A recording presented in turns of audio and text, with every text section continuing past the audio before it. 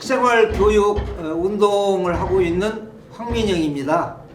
우리나라가 세계 7위 국가이니 10위권 국가이니 하고 있지만은 오늘 농업, 농촌, 농민의 문제는 위기인데 최근에는 기후 위기 그리고 식량 위기 이런 여러 가지 상황이 중첩적으로 겹쳐 있는 가운데 20대 대통령 선거를 앞두고 여야 각 정당은 어떻게 하면은 우리 농촌을 잘 살리고 지속 가능한 농업으로 발전시킬 것이냐 하는 고심을 하고 있는 것 같습니다. 최근 여당인 더불어민주당과 대표적 야당이라고 볼 수 있는 국민의힘이 농업, 농촌, 농민의 공약을 발표를 했습니다. 최근 농민들이 요구하고 있는 것 중에는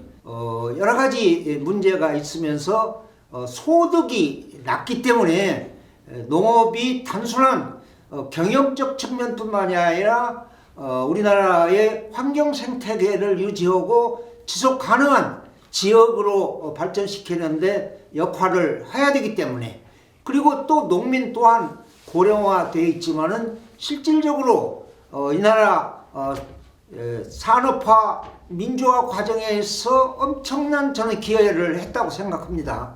우리나라의 식량 자급률이 20% 내외에 있다는 것은 이 문제를 심각하게 생각하지 않으면 안 된다고 저는 생각을 하고 있는데, 그런 차원에서 농촌에 또 노동력이 부족해 가지고 실질적으로 외국 노동자들이 많이 와서 농업 노동력의 대부분을 차지하고 있습니다. 농촌의 후계 세대 청년 농민들이 농촌 내에서 농사를 지속적으로 지을 수 있도록 하는 것도 중요하지만은, 그리고 일부에서 젊은 사람들이 농촌에 가서 한번 도전을 하려고 하는 마음을 먹을 수 있도록 하는 공약도 다양하게 채택되어 있기 때문에 그런 측면에서 앞으로 더욱 발전시켜야 된다고 생각하고 있고요.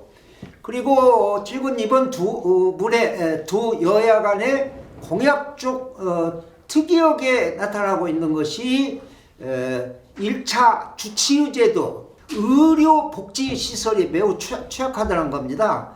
야당은 야당대로, 여당은 여당대로 준비를 하고 있는데, 이번 공약만을 놓고 보면은 야당의 공약이 보다 디테일하게 제기되고 있다는 것에서 저는 긍정적으로 보고 있고, 그동안 농촌이 도시와 소득 격차뿐만이 아니라 소위 문화, 복지 이런 격차가 심화됨으로 인해서 농촌이 절벽 얘기가 나올 정도이고, 그리고 또 농촌에 젊은 사람이 없기 때문에 그런 데서 오는 이번 대책이 조금 취약하다. 또 한 가지는 어차피 우리나라 농촌은 소농이 기본입니다. 대농으로 가야 될 것은 가야 되지만은 농촌의 소농 정책도 튼튼하게 정부가 할 수 있도록 이번 공약에서 더욱 강화를 시켰으면 좋겠다 하는 생각이 들고요. 특히 이번 공약에서 보면은 농촌의 외국인 노동자, 그러니까 농촌의 현재 노동력을 커버하고 있는 것이 외국인 노동자들이거든요. 코로나 팬데믹 시기에 외국인들이 또 들어올 수도 없고 그러는데, 특히 외국인 근로자들이 그 중간에 소개하는 사람들에 의해서 여러 가지 불이익을 당하고 있는 현실이기 때문에, 이런 문제를 정부 차원에서 또는 지방자치체 차원에서 지역사회에 의식 있는 사람들이 그런 문제를 합리적으로 해결해 가야 된다고 생각하고 있고요. 농산물 유통이라든가 결국 농민들이 아무리 생산을 잘 있다 하더라도 결국 유통 과정에 있어 불이익을 당하지 않도록 유통 구조가 합리적으로 재편되지 않으면 안 되기 때문에 그런 측면에서 여야 공의 저는 이번 정책을 더욱 다듬어서 농민들이 희망을 갖고 또 지역 주민이 농촌에서 삶을 살면서 희망을 갖도록 하는 적극적인 방법이 도출돼야 되지 않겠는가 하는 생각을 갖습니다. 농민단체에서도 소위 식량 주권 문제라든가 식량 안보 또 농민 기본법 제정이라든가 여러 가지 법적 제도적 장치를 요구를 하고 있는데 이번 민주당도 그렇고 국민의힘에서도 일정하게 제기돼 있는데 지금까지 보면은 공약은 공약으로 끝나는 경우가 참 많아요. 그리고 이번에 공약에서 그동안 한 20여 년 동안 이야기되고 있던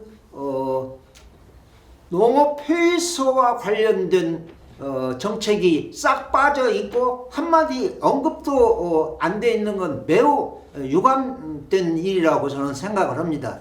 또 한 가지는 협동조합 문제가 싹 빠졌어요. 결국 저는 제가 노무현 정부 때 농특위 위원장으로서 한국 농정이 제대로 집행되려면 가장 중요한 것은 농정 추진책의 혁신 없이 한국 농정이 효율적으로 추진될 수가 없습니다.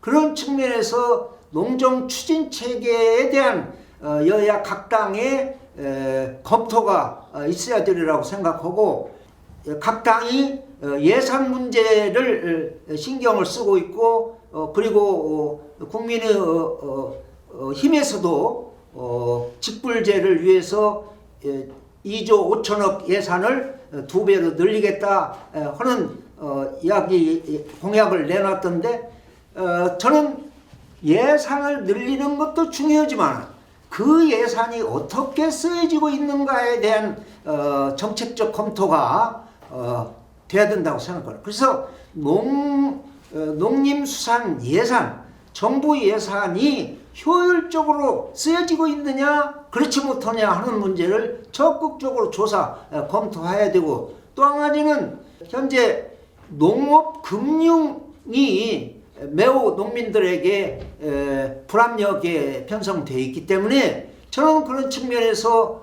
정책금융 그렇지만은 농민들이 주로 쓰고 있는 상호금융 같은 경우에는 금리가 또 만만치 않거든요. 내가 대선 후보한테 두 가지를 주장한 게 있어요. 첫째는 결국 이제 지방 분권화 시대에 지방 자치가 제대로 되려면은 현재 2대8에서 3대7로 가고 있는 것이 6대4까지 재정 분권이 되질 않으면 지방 분권 아무리 이야기한다 하더라도 안 되기 때문에 저는 이런 생각을 한 20여 년 동안 했어요.